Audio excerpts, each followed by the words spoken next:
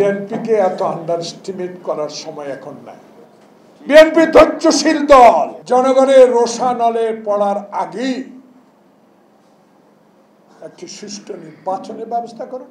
আমরা নির্বাচনের কথা বলি, আমরা যে সকল রাজনৈতিক দল ৩১ দফার মাধ্যমে ঐক্য হয়ে রাস্তা আন্দোলন করেছি, আমাদের দাবি তো আমরা জোর করে মৃত ব্যক্তির ভোটে আমরা এমপি হতে চাই না, প্রধানমন্ত্রী হতে চাই না, সরকার গঠন করতে চাই না।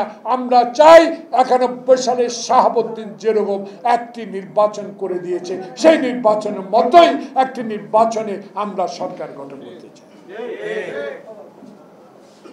তাই কাউকে যদি ক্ষমতা নিতে চান, কেউ বলা শুরু করে বিএনপিকে নাকি বেশি সমর্থন করে এই সরকার, কেউ নাকি বলে ওই কিছু কিছু দলকে সংগঠিত করে নির্বাচন দিবে, এসব আমরা শুনি। কিন্তু এটার উত্তর সময় মতো আমরাও দিব। বিএনপিকে এত আন্ডারএস্টিমেট করার সময় এখন নাই। বিএনপি ধৈর্যশীল দল, তারেক রহমানের নির্দেশ মানার দল।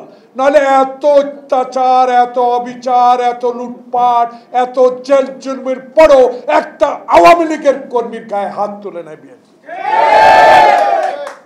তাই বিএনপির ভরসা আল্লাহ, রসুল এবং তারেক রহমান, খালেদা জিয়া, শহীদ জিয়ার আদর্শ। আমরা অহংকার করি না, আপনাকে নিয়ে আমরা অহংকার করি। সে অহংকারকে আপনি চূর্ণ বিচূর্ণ করে দেন।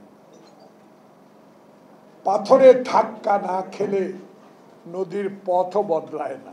এলএমই সার্টিফাইড বিশ্বসেরা কপারে তৈরি ওয়ালটন কেবলস, যা আপনার স্থাপনাকে রাখবে সব সময় নিরাপদ। জনগণের রোষানলে পড়ার আগেই একটি সুষ্ঠু নির্বাচনের ব্যবস্থা করুন। আজ হোক, কাল হোক, পরশু হোক, 2 দিন পরে হোক, একটা ম্যাপ আমাদেরকে জানায় দেন, তাহলে আমার দলের নীতি নির্ধারকরাই সিদ্ধান্ত নেবে আপনার এই রোড ম্যাপ ঠিক আছে কি নাই। আমরা তো বলবোই, কারণ আমরা গণতন্ত্রের পার্টি, আমরা ভোটের পার্টি, আমরা ভোট করার পার্টি, আমরা ভোট করার দল। আমরা সন্ত্রাসের বিরুদ্ধে, আমরা হাসিনার বিরুদ্ধে। হাসিনার বিরুদ্ধে তো আমরা ব্যক্তিগত কারণে না, হাসিনা তো খালেদা জিয়াকে ব্যক্তিগত কারণে জেলে দিয়েছি, আমরা হাসিনাকে ব্যক্তিগত কারণে জেলে দিতে চাই। আমরা হাসিনার অত্যাচার, অবিচার, লুটপাট সকল কিছুই বিবেচনা করে আমরা হাসিনার বিরুদ্ধে, তার দলের বিরুদ্ধে কথা বলি। আমরা তো চিৎকার দিয়ে বলি না শেখ মুজিবুর রহমানের মতো, কোথায় সিরাজ শিকদার, কোথায় মোস্তফা আমার কম্বল, কোথায় ব্যাংক ডাকাতির ইতিহাস। মেজর জলিলকে স্বাধীনতার পর প্রথম জেলে নিয়েছে কি শেখ মুজিব। যখন হিন্দুস্তানের বিরুদ্ধে কথা বলতো তখনই সেই জেলে। তাহলে প্রথম মুক্তিযোদ্ধাকে জেলে নিয়েছে আওয়ামী লীগ, শেখ মুজিব। রাতে ঘুমাতে পারি না, ডানে চোর, বামে চোর, সামনে চোর, পিছনে চোর। কে বলেছে? শেখ মুজিব। কে বলেছে? শেখ মুজিব বলেছে আমি আন্দোলন করেছি, 22 পরিবারকে দুড়াইয়া দিছি, পাকিস্তান থেকে স্বাধীন করেছি, আমি এখন ক্ষমতা, আমার দেশ, আমার বাপের দেশ। সেই দেশকে ফকির বানাবার অবস্থা আপনি তুলে দিয়ে গেছেন আপনার মেয়ের হাতে। সেই মেয়ের দলটাকে, দেশটাকে ধ্বংস করে দিয়েছে।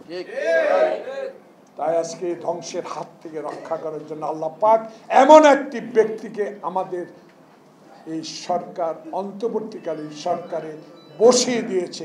আপনার এখন গুরু দায়িত্ব একটা, গুনগুন করে কানের মধ্যে কারো কথা না শুনে আপনি যেরকম স্ট্রেট ফরওয়ার্ড এমন একটি নির্বাচনের ব্যবস্থা করে দেন। সেই নির্বাচনে বাংলাদেশে যেই সকলের রাজনৈতিক দল ঐক্যবদ্ধভাবে হাসিনার বিরুদ্ধে সংগ্রাম করে গণতন্ত্র এনেছে, সেই দলগুলো আবার ঐক্যবদ্ধভাবে নির্বাচন করে সরকার গঠন করবে। সবাইকে ধন্যবাদ। আসসালামু আলাইকুম।